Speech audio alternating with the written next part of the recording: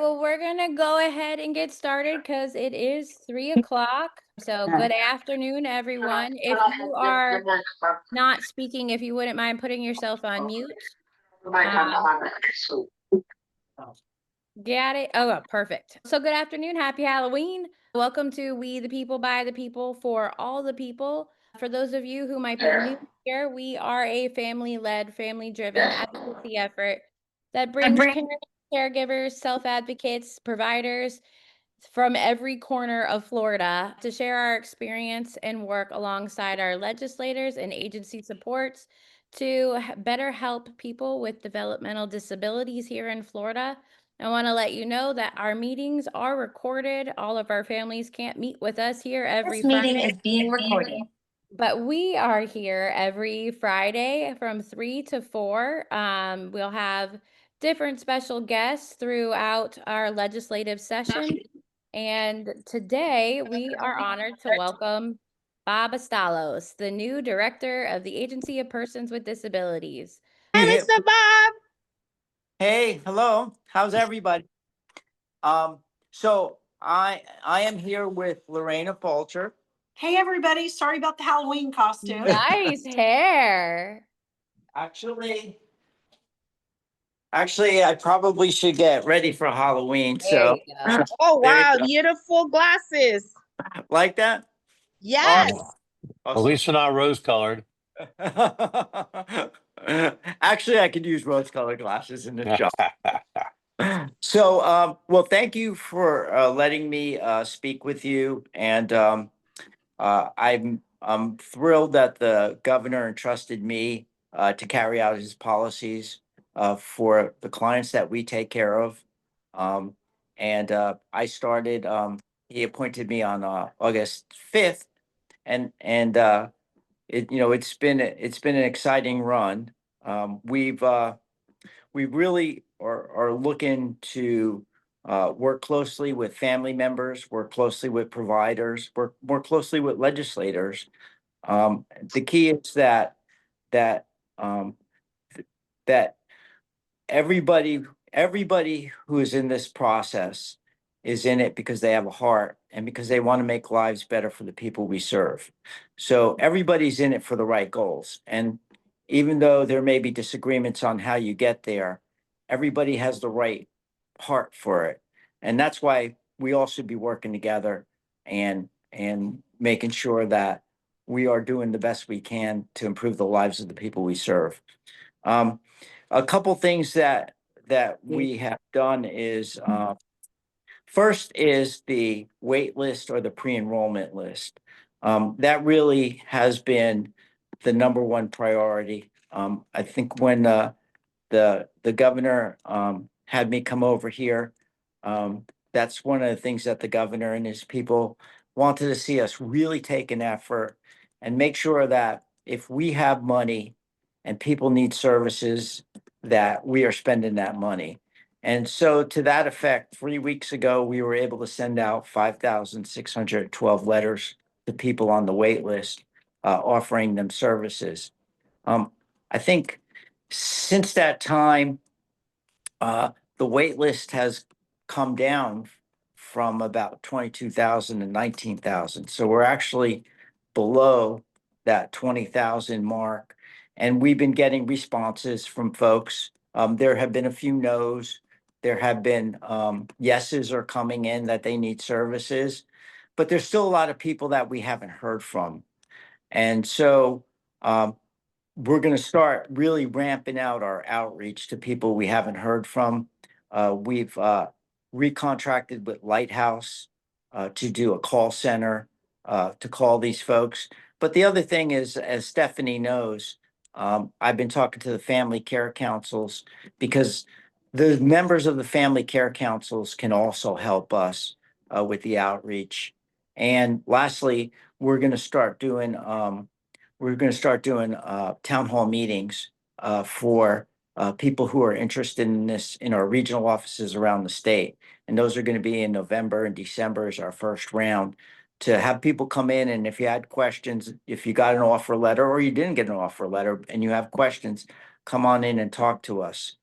And then our goal is going to be that Even so, we sent out this initial batch. We're going to continue to keep watching how much money we think we will have in surplus.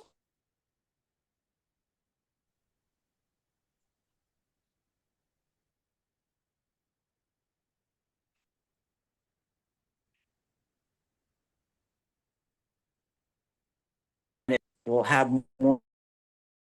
more money, and have slots that we can fill. We're going to continue to offer letters, but our goal is to really tackle that pre-enrollment list. Some of the other things that we're doing here is transparency.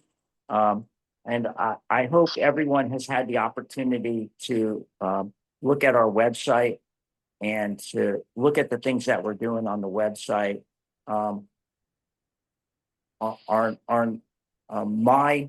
My phone number to my office is on there. My email's is there.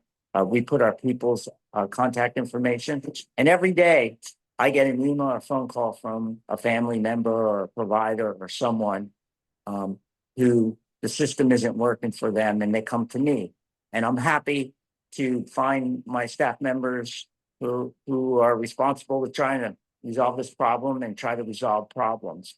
So, one of the things that we really want to encourage here is a culture of customer service, and that starts at the top with me. And so we're trying to instill, greater customer service. One of the things that we're also looking at is pushing down decision making to our regional officers, our frontline people, because our frontline people are the staff who deal with you all. And they know best, right, how we could be responsive to folks. And so what we're doing is we're looking at whatever decisions can move out of Tallahassee, send them down to the regional, and allow our people to be more responsive. Conversely, what we're going to do is we're going to allow more decision making by them, but we are setting up a dashboard to look at quality indicators to make sure that they are providing the services as we expected. So we'll look at quality indicators for our regions. How fast are they processing pre-enrollments? How fast are they processing applications for the budgets? Looking at spending, looking at returning calls. How quickly do they return calls? Do they return calls in 24 hours? Things like that. Again, I come from the Navy. I'm Navy, and the way it works is, right, you give your battlefield commanders the mission, you give them guardrails, and then you let them go. And so that's what we're trying to do. Hopefully you're seeing a more responsive APD out there working. We're also trying to tackle some of the other our policies, right? We want to make our policies more responsive. And so we've asked our staff, thank you very much. We've asked our staff and we've asked our folks out in the field, and we're asking family members and everyone else if there are things that we can do to improve our procedure, right? Then we set up a work group up here. We want ideas to come up to us, and then we have a work group vetting them. And so we're vetting ideas, and we're looking at whether or not it's a viable idea. Like, okay, first of all, is it something we should do? If it's something we should do we have to change statute or rule, or can we implement it? And then if we implement it, how do we get the word out? So we're doing that, and you all, some of these things we've implemented already. For instance, to give you an example, we had our monitors go in every group home and ADT and foster home. They go in monthly, right? And so whether a home was following the rules or whether they weren't following the rules, right, they would go in monthly. Well, we have a shortage of people too, and we've got to look at how do we best utilize our people. So what we did is we changed it that if a group home's following the rules, and they don't have a citation, then they get visited quarterly.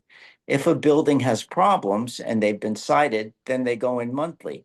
And what this does is this allows us to use our people more efficiently. Right, but, Um, you Yeah. know, the company pays for it. They go to the building They that have to pay for them.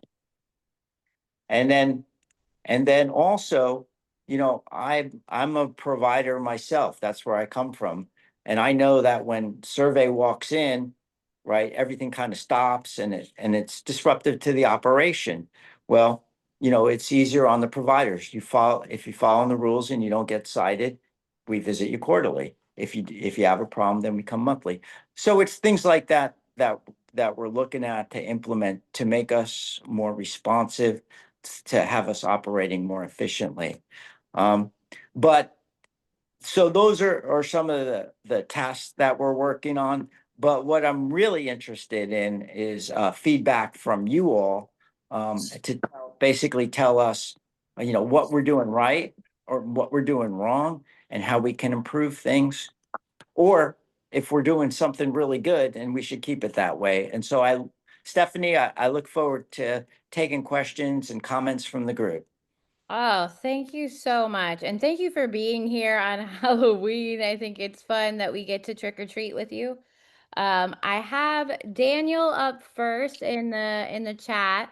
He said, I live in Miami, and right now there are almost no available home health aides in Miami-Dade. People with disabilities are being left without care. I've had to go up without help for long stretches myself. It's unsafe and it's not optional, and it's happening to us. What concrete steps will APD take to fix the aide shortage in Miami? Will we see higher pay rates, hiring incentives, or direct action so people are not left without the basic care that they need to live? Okay. Lorena, you want to talk about that and talk about the fares? Hey there, thank you for bringing that important issue up. Having a provider community, and choice in providers for individuals we serve is critical to us. And we know that home health is a very critical Medicaid service. And I'm assuming if it's an iBudget service, you might be talking about something like personal supports. Okay, so concrete steps is so there's a couple of things. One is I want to connect with you personally outside of the call so I can get some information and get you direct help right away. But more broadly, because I know this group is looking at process improvements policy-wide, we will look at our provider network. If it's not adequate, we are doing some different recruitment activities like recruitment fairs and outreach. And so we're doing some activities like that. Another thing that Director Asztalos has asked is that we increase our transparency.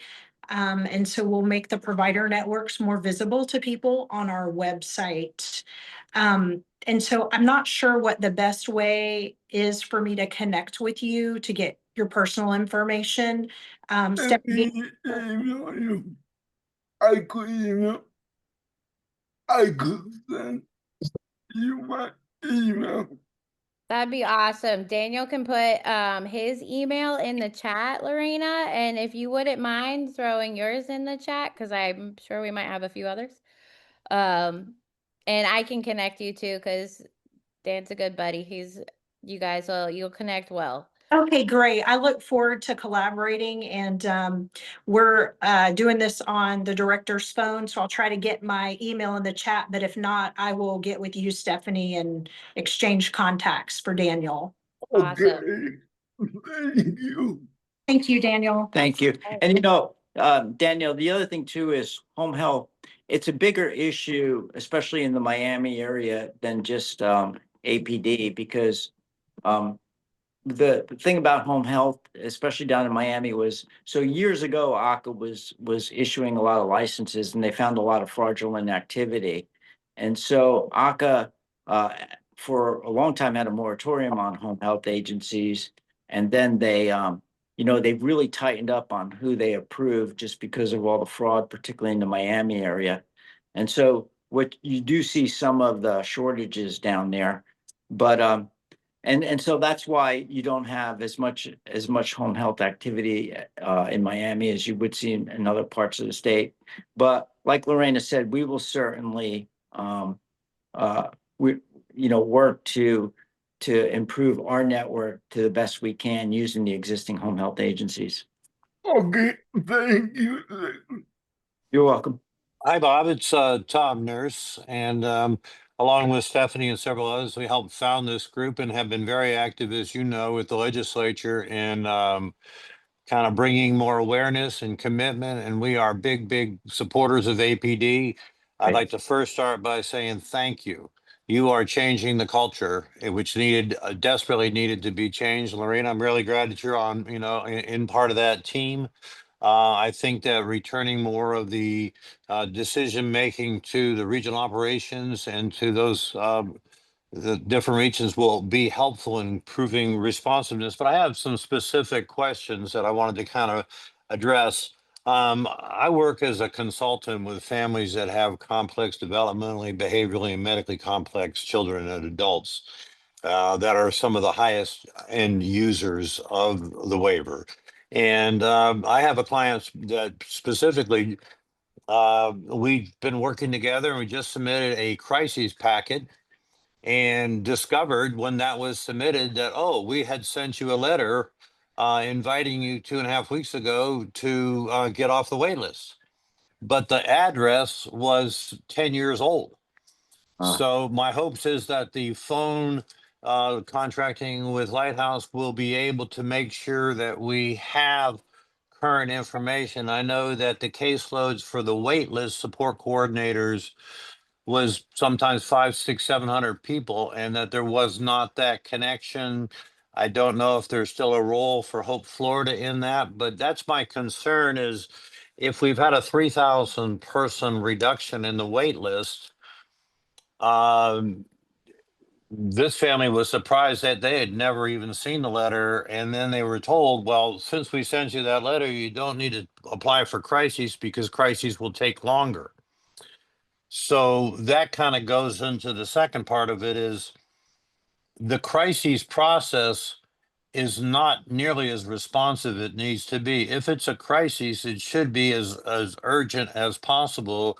We work with the legislature to get them to say APD needed to respond within 15 days. What it turned out to be is they agreed that it was a crisis, but it didn't mean that the process responded with an eligibility. So culturally, operationally, how do you see addressing both the gap in current contact information and how do we, many of these families are in crises but have been so disconnected they didn't even know a process for applying for that. So I kind of wanted to see how you wanted to address that. Yeah, those are two good questions, and I'll start, and then Lorena will jump in. So first on the addresses, we, like I said, we sent out 5,600 letters, and I was actually surprised. I thought that we would see a lot of yeses come back like right away, and we've received hundreds back, not thousands, and so it does give you pause. And then the other thing too, we looked at, we've got over 400 letters that were returned by the post office. So clearly, it makes you wonder why so many families haven't responded yet. And, question, do we have the right addresses? Do we have the right contact information? Have families just kind of cobbled together a way that they're managing on their own and they don't need the budget or they don't understand it. Those are all the things that we need to know. And that's why we set up the call center with Lighthouse to try to reach these people via phone to talk them through the process. So I think the thing that we just can't rely on sending a letter, right? Right. I think the phone follow-up is extremely critical. The other thing too is that we are looking at the crisis application process because, and I'm going to simplify this and Lorena could kind of fix up what I say. So the crisis process right now is we should, when we take in documentation, when we get enough documentation that it's a crisis, we should be acting on it and not have to bring in every single piece of paper.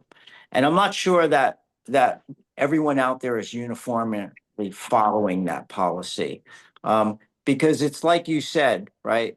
This family's in crisis. We should be extremely responsive. Once the family could demonstrate that they're in a crisis, we shouldn't hold things up because we need another piece of documentation, another piece of letter. We should be moving faster. I'm not sure that's being done uniformly around the state, and we are working to make sure that our regions are following that policy to be more responsive when we get a crisis application. I think there's a need for some flexibility in some discretionary general revenue dollars to be able to be the bridge, because between the crisis determination, the development of a cost plan and all those things that take months, there is a gap that you could identify a crisis and it can be 3 or 4 months before you actually see anything actually happening. So I would like us to look at operationally, how do we bridge that gap, create some, whether it's general revenue discretionary dollars to bring in some respite, bring in some immediate responsiveness to give folks a lifeboat while the systems take time to actually fully activate. Lorena, you might want to talk about that a little bit. Yeah, and I think that you're thinking the same we do. And Tom, we do have funds. So if we have a client, if someone's already a client and they raise their hand and we see they're in crisis, we're going to give them that the funding that you mentioned, the non-waiver, to try to bridge the gap of crisis, hopefully resolve it. One of the things though that I did want to, and you guys don't have to answer this today, but definitely an area where we could use your input. I think you guys know we're going to implement an online crisis application system. And one of the struggles we have is just the funding that you were talking about, the non-waiver. We can't provide the funds to individuals who are not yet our clients. So a lot of times someone's raising their hand, they're in crisis, and they're trying to determine eligibility. And so we're trying to handhold people to get the minimal amount of documentation to connect them to service, and then also connect them to community resources to alleviate the crisis as quickly as possible. And I think essentially we need to do that. But if you guys have suggestions on how we can improve the process or communicate to families, because I think a lot of times when you're in a crisis, you don't have time to get documents. We try to help people get documents, but you don't even have time to help us help you get documents. And so we're trying to figure out how to bridge that gap and make the process more efficient. I think some of that could be happening in the staffing level with some, some interim kind of wait list coordination on a regional level to be able to do that bridge. A couple other quick questions before I let go. I was a part of the original CDC work group and have served on the Quality Improvement Committee for years and years and years. And I can tell you, for rural and underserved areas, and particularly with those that are the most complex, medically, behaviorally, and developmentally complex, the CDC can be an absolute godsend. Yet it still seems like the gap of time from being determined eligible, coming in on I budget, and then transitioning to CDC is taking months and months of time to do it. So I would like to work together to be able to work on that responsiveness, because particularly in rural and underserved areas like Beanson's, Collier, and Immokalee, and some of those areas, they're really struggling with provider pool. And the last point that I'd like to make is I thought the letter didn't clearly help families understand, for those minors under the wait list, that family income would be waived. There was a talk about that being Medicaid eligible, but it really didn't talk about such a critical piece was in the development of the med waiver. We recognize that transition from early intervention and serving those families in continuity would be very important. But when we look at the current average onboarding age, we're in the 20s, where we've missed that opportunity to help families early. So we've got almost 40% of the total wait list is under 21.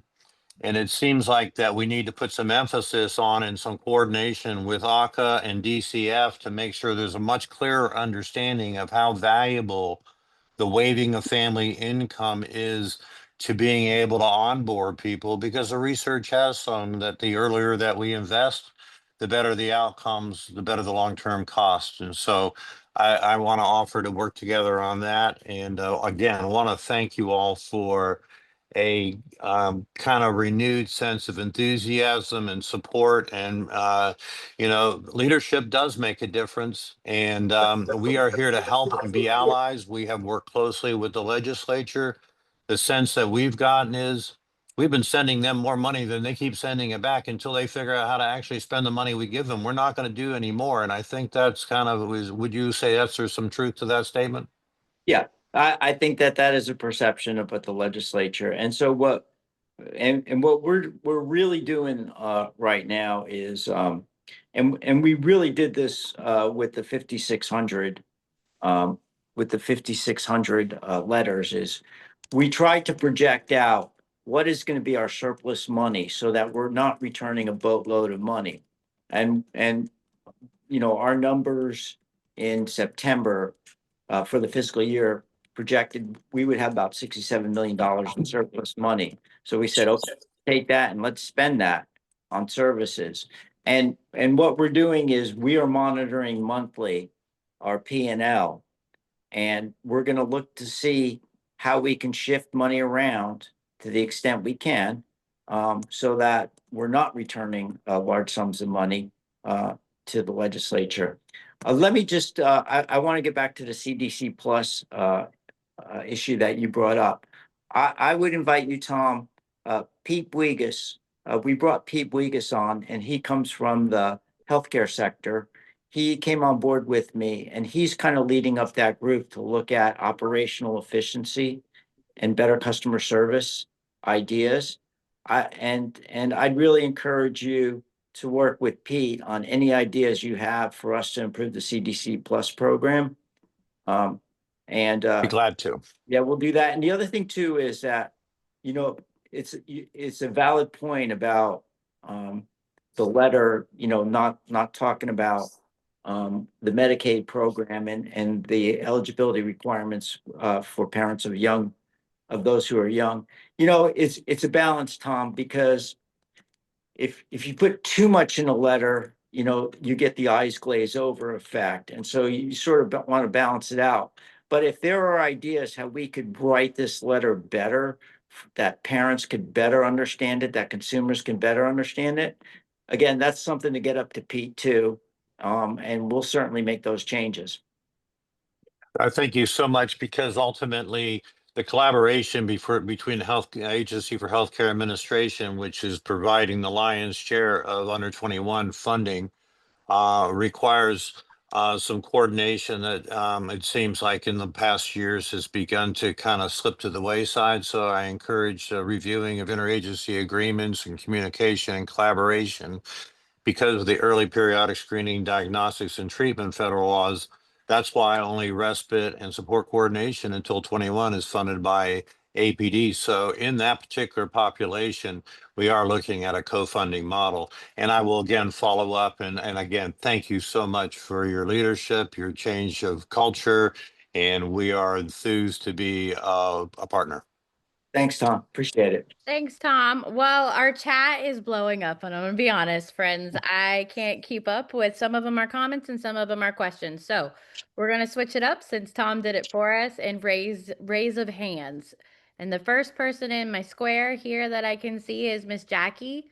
I've asked you to unmute and fire away. Fire away. Hi, good afternoon. I have an adult son. He is 36 years old. He is fully included employment, but he works very part-time due to his autism, and he has a comorbidity to that. We've been on the waiver since he was 16. We were on the wait list for 6. We had agencies throughout the years, and then we had a background screened employee do something really bad. So it took me a lot of years to trust the system, and I went into CDC Plus, which made more sense for us. Transportation is an enormous issue. My son works across county lines. So I live in Escambia. He works really literally across the Santa Rosa County border. There is no public transportation that covers county lines. Community transport doesn't work. The bus doesn't work. And Uber would eat up 90% of his salary, 75% really. He earns minimum wage, but he only works 6 hours a day, 4 days a week. I can't do it. I have met, because it's not my money and it kills me when I can drive him. But that being said, I'm 62 and I'm getting old. I know that's not old, but I'm in my retirement age and I'm never going to get to retire like every single person on this chat who's a parent. And I understand that. And that is what I understand my life to be. But I can't make it work. I don't know how to figure this out. I have met with county commissioners. I have met with a state representative. Is it law? Is it process? And then I was like randomly tagged for an audit after I met with my House of Representative person. And I'm like, what in the world? It was terrible. It was a very stressful thing to go through. But my point being is that this is not just me. All of our children, I'm a co-founder of Autism Pensacola here. All of our children are growing up and people still focus on the littles. Transportation is not going to go away. And until we have self-driving cars, and what if I died tomorrow? Here's the reality. If I died tomorrow, my son will not be able to work. He lives a productive life, but it is 1000% contingent on the fact that his parents need to drive him to work back and forth every day. And it's a problem, and nobody's listening and nobody's helping us.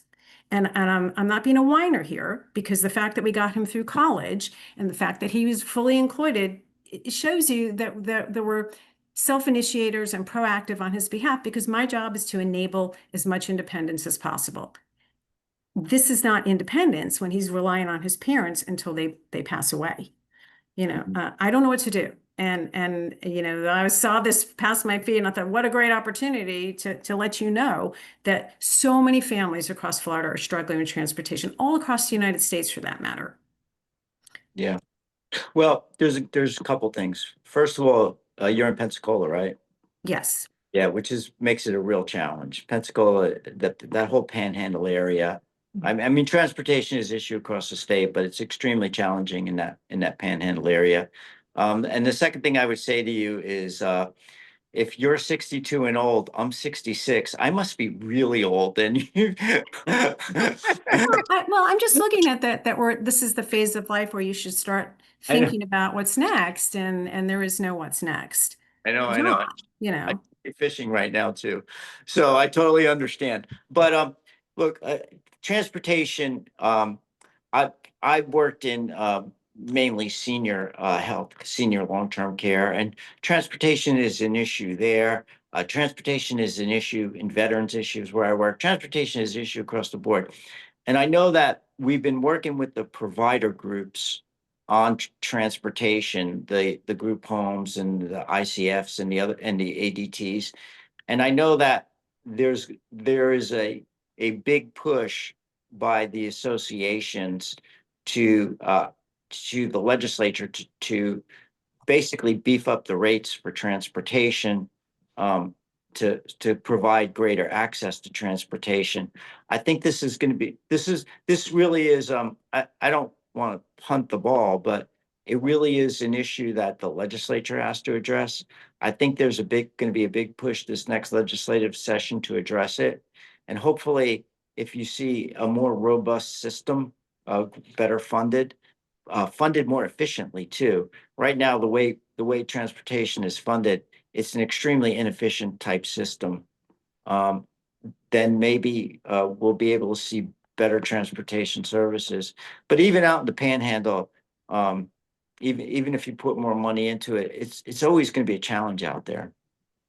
Well, there's no, well, first off, there's no, it's not included in your budget unless your child is in like a waiver, like the ARC or something like that. So because we're in private, he's in fully included employment and he's no longer a VR client, or he was at the ARC for a while until that program closed, that is not in our budget. So we have tried to be creative with this, but even at that, if it were, I can't hire somebody for a 20-minute drive.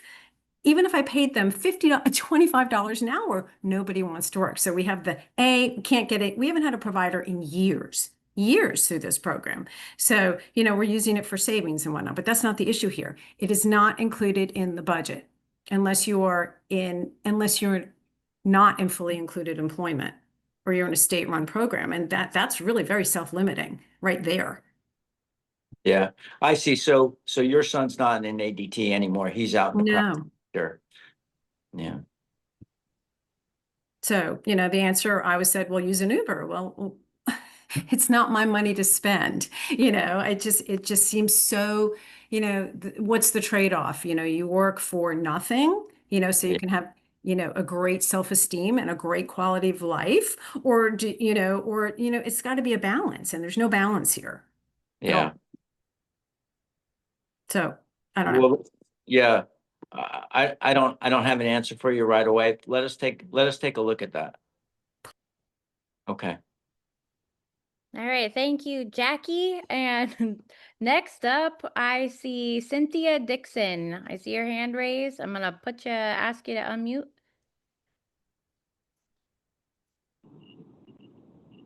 Hi, Cynthia. Nope, we might have lost Cynthia, so I'm gonna go switch up to Anna up there. I see you sitting in your car. I'm gonna ask you to unmute. Hey, Bob, how are you? I'm good. Thanks for joining us today.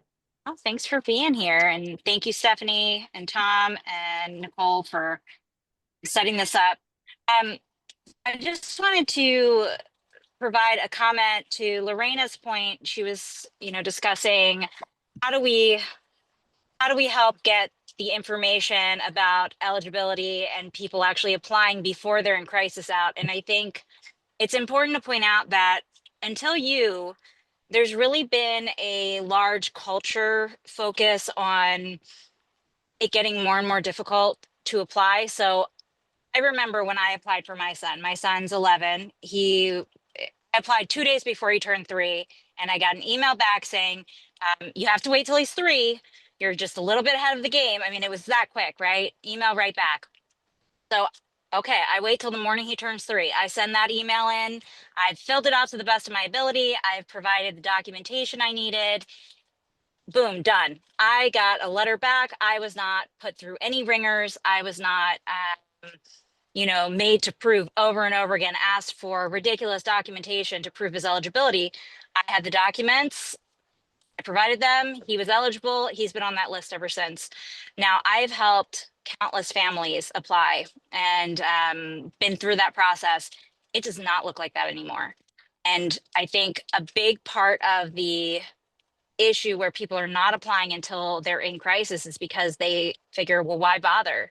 Or it's too overwhelming, or I can't do this by myself. I need help to do it. And how do I do that? And when do I have the time?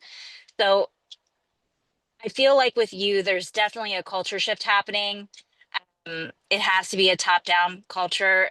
We have to make sure that everyone realizes that we're pushing to actually help families in the best way possible. Obviously, there's going to be people who don't qualify, and that is heartbreaking in itself.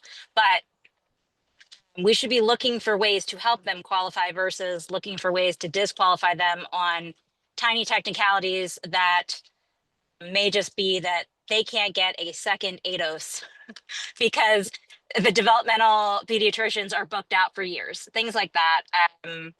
That's a silly reason to disqualify someone. So I just wanted to point that out. I'm going to let everybody else ask their questions. But thank you again for being here. I appreciate you so much. Well, you know what, let me just kind of talk about your point, because, you know, it's a very good point. I mean, we, with the people that we serve, right, we cannot have a gotcha attitude. And so, you know, I've been out to our regional offices. I've been to most regional offices, and I plan to visit them all and talk to the staff. And I do a lot of talking to the staff one-on-one. And I find that the people who work for APD have a heart, right? They don't work for 100%. APD for the money, because if they work for APD for the money, well, they've gone into the wrong career in their lives, right? But they're there for the heart. But what happens is they feel like they got a lot of strings around them. They feel like they don't have the support from above, and um, they can't be freer in making decisions and be more customer service. And that's the thing that has to change, right? We have to allow the people with a heart to use their hearts in the decision making. And that takes culture change. And it doesn't, you know, I can't put out a memo that says it, right? It has to come from actions, and it has to come from, you know, a supportive leadership down to the people out there.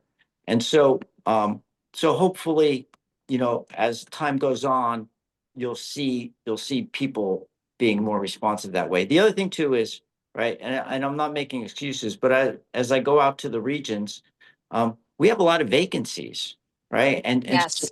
the people who are there are working twice as hard, and a lot of people are overloaded. And so, you know, our ability to try to hire, which is hard because our salaries are tied to the legislature, that's a challenge too. I mean, I go into offices and I see a lot of vacant offices, and I see people carrying a load. The last thing I would say is, you know, one of the things that I'm really trying to focus on too is getting the family care councils up and running and being good operations, because the family care councils can resolve a lot of the issues, right? If we have active family members who are working with us, who are educated about the process, and family members want to talk to family members, right? And they Yes. solve a lot of the problems that come to our staff. And so, as Stephanie knows, I'm really trying to dedicate uh, my time and resources to getting these family care councils up and running and being true partners to help us with the families out there. Yes, 100%. And I agree with that, obviously. Yeah. But, you know, we're your boots on the ground. And with that, also, if staffing issues are tied somewhat to legislatures hold on salary, why don't you let us help advocate on your behalf? Because that's something that you can't advocate on your Right. own, but us families, we can advocate on your behalf for that. So please make us a partner in that. Yeah.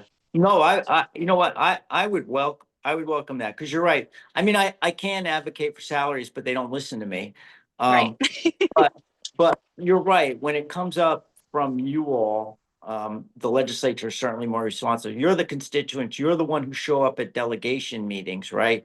That certainly does help us. I appreciate it. Thank you so much. Thank you. Thank you, Anna, and I'll echo everything you just said. I think I have Cynthia back. Cynthia, are you with us? I want to get to you so I don't skip you. Cynthia? I have you off mute, but I cannot hear you. So we're going to try again with Olga, and we'll come. Cynthia, if you come back live, hit us in the chat and we'll make sure we get your question. I don't want to skip you. So Olga, we have you here. I've asked you to unmute.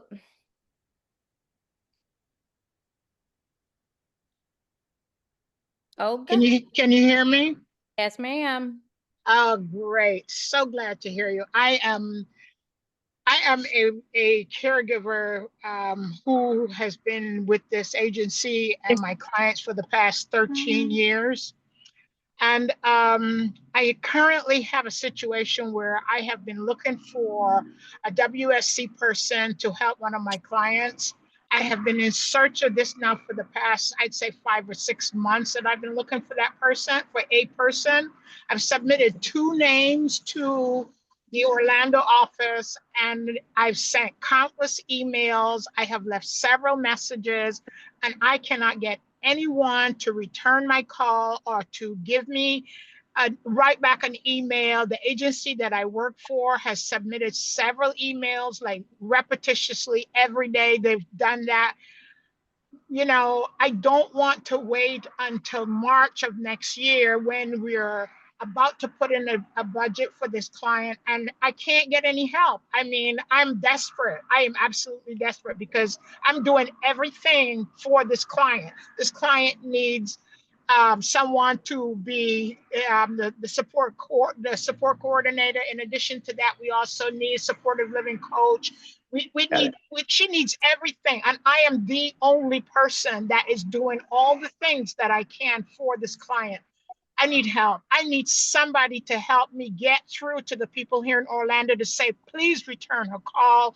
Please choose one of the 2 people that she submitted for a WSC, and please follow up, because I am like, it's like throwing spaghetti at a wall. I may get an answer and I may not get an answer. I need your help. I really do.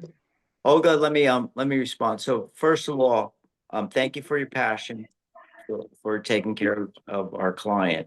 And second of all is you're actually talking to the right person. So what I'd like you to do is to send me an email with the specifics of this, and I will get you an answer. Now, I'm not going to give you my email, and I'm not going to give anybody my email on this call, because I want you to go to our website, and I want you to go to the leadership, and I want you to click on the leadership. You'll see my picture and my email, because I want people to start to really look at our website and look at the information that we're providing and the new things. But when you find my email, send it to me and I will take care of this for you, Olga. I appreciate your help. Thank you very much. Okay. And then also, can I just, and I'm sorry, I couldn't get onto Zoom on my work computer, so I have to use my phone, and I can't see all the chats, but I see that there's lots of chat questions coming to me. So if you have a question for me, do the same thing like I told Olga. Go to our website, go to the leadership page. You'll see my picture, you'll see my email. If you email me those questions, and if you don't have a chance to ask them, but you email it to me, I'll be happy to answer them. Thank you. I didn't know you were going to be this popular. So this is kind of fun. I did tell our friends in the chat that I'd absolutely make sure that I got this information, because I said I'd go Okay. through the chat and then I took it back. I've It's had another way we could do it, Stephanie. If you wanted to collect the chats for me and then send it to me, go ahead and do that, and I will. I'll But I get back. bet you'll get to them faster if they go on the website, they find the leadership page, and they email you. Because I think that's smart, really, really smart. The website has changed a whole lot. I think when I first met Bob, he compared the old email or the old website to like a website you'd find in North Korea. And that was an accurate description, and it does look totally different. A couple people have said that they haven't been able to like raise their virtual hand. And I see Rebecca, she's had her hand waving for a while. So I was going to let you go next. And I want to make sure we only have just 10 more minutes left of Bob. So if we could keep it quick and punch these out so we could all trick or treat, that would be awesome. All right, Rebecca, you're ready to roll. I just wanted to say thank you. I'm the mother of a 43-year-old son who is a CP quad, legally blind, delightful young man, very verbal, loves being a part of the community. And CDC Plus has made an enormous difference in our lives. It has enabled us to be able to find people who don't mind lifting, don't mind wiping his bottom, are willing to give him showers, and willing to take him to the Humane Society to walk dogs, to VITAS, to visit dying patients. And he's a taking fishing and becoming a full member of the society, it would be very difficult to do this through managed care. And I think my main concern right now is I am scared that Florida is going to end up wanting to put everybody in managed care rather than allow us to have the option of providing what works well for our particular clients. So I beg you to allow those for whom the system is working well to be able to keep that option. Rebecca, thank you for that comment about the managed care. You know, I've talked to the legislature about the managed care program, and you know, and the managed care program, you always have to be careful with the population that we serve with managed care. You don't see managed care in other states, so Florida's kind of experimenting here. However, the way it's set up, I think, is I think we're doing it right. There's two reasons why. Is the first thing is that the managed care program is a voluntary program.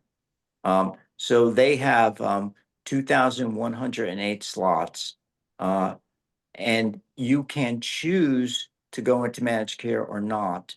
And the other thing too is that if you go into managed care and you find that it does not work right for you, after a year, you can leave and you go right into an iBudget's waiver slot. And so I think that the fact that it's a voluntary program and managed care is going to work for some people, for others it's not. And the fact that for the people who it's not going to work for can go into the voluntary program, I think is crucial. The other thing too is that Florida Community Care, which is a company that does managed care, I've worked with them for years in the senior long-term care community, and I could tell you that with the managed care companies, they are a very responsive company, and so for those two reasons, right? It's voluntary, and then it's a company that's responsive. You know, I would tell people that if you're willing to try it, you should try it. And again, you're trying it with the option that you can leave it. But as long as that's the managed care program, I think Florida's in good shape. And you know, I think it's going to help 2,108 people come off the waiver list, and we'll see how it goes. But the way it's set up, I think we're doing it the right way. All right, we're gonna roll right in because we're at the end of the hour. So Drusilla, I believe you are probably our last question to go through today. Drusilla, are you Hello. there? Good afternoon, Bob. Thank you for your time. Really appreciate it. My name's Priscilla Blanchard. I am currently the guardian of my brother, which is older than me. He's 52 years old. He's total care. He's got a degenerative brain disorder, which causes his hallucinations, involuntary movement, entrapment, stuff like that. I've emailed you a few times on this matter. I'm in a transitional phase because of my mother's recent heart attack. So I've been assigned as his guardian, emergency guardian, and we're in transition to full guardianship. And we were trying to get him placed in a medical group home because he's total care. He needs everything done for him. And he was denied twice because of his Cubby safety bed, which actually it's been prescribed by Yeah. his physician. And the only option that I was giving in his transitional call was a floor on the mattress, which I feel is not safe and not or dignified. And so my question for you is, what pathways exist for medical necessary safety beds that are not used as restraints? And if Cubby isn't permitted, which I would, put emphasis on the fact that it's also Medicaid eligible, can APT offer any provided alternatives where there's no risk of injury just from the involuntary movement, so that families like mine can completely, can complete placement safely. Yeah. Well, Drusilla, first of all, thanks for being on call. It's good to talk to you actually in person after the emails that we've gone back and forth. And you know what? I've looked into your situation, and we've certainly met with staff about it. And I mean, the issue is a bigger question, right? In that with our population, and the same thing with senior population, if you look in nursing homes and in other long-term care settings, that anything that can be looked at as a restraint is not allowed. It's not allowed per federal, it's not allowed morally, and so on. And even if you look at if you look at in the nursing home setting, right, even bed rails aren't permitted because that is a restraint. So it keeps the resident safe, but because that is a restraint, it can't be used. And it's the same thing with this bed. This bed's viewed as a restraint, and therefore we can't use it. And the normal response is to lower the bed and pad the floor, which is what happens in long-term care settings. I know our staff has been reviewing your situation. I don't know, Lorena, do we have an update on it, or? I don't have a current update, but we'll certainly ask our clinical team. Yeah, let us go back to that. Your email hasn't fallen on deaf ears. It's just it's a challenging thing, and it's always challenging when you bump up against the restraint laws that we have to follow, not only legally but morally on this. But Drusilla, let us continue to work it and see if we could find another option for you too. Thank you for your time. Okay. Well, I'm going to echo Drusilla. Thank you for your time, and thank you for everyone that joined us today. Director Bob Asztalos, you are a fresh of breath air. I think you were a treat, not a trick today. We do meet here throughout session every Friday, 3 to 4 on Zoom. And, we'd love to have you back sometime. But I really appreciate you taking the time to speak with us. I'm going to make sure I get all these comments sent to you. And I want our families to know that next Friday, we're going to have Brad from Disability Rights Florida. Someone help me with Brad's last name, but he's going to come on and talk about some initiatives. Again, Director Asztalos, I don't know if you want to say a last goodbye, but thank you so much for being on the call. Yeah, and you know what, Stephanie, thanks for having Lorena and myself on the call. If you come up to Tallahassee, let us know, and we'd love to make time and talk with you all. And then also, Stephanie, if you want, maybe what we could do is maybe somewhere midway during session, if you want like a mid-session brief, we'd be happy to do that with the group. We do. We'll take it. We will take it. And we will all see you there February 11th for Developmental Disability Awareness Day. We'll We be go there. up as a group, so we were Yeah. happy to see you there. Yeah, All right, yeah. everyone. We could do something together that day. That'd be amazing. Okay. All right. Thank you all. Happy Halloween, everyone. Have a great weekend. We'll see you next week. Thanks, Take care. Bob.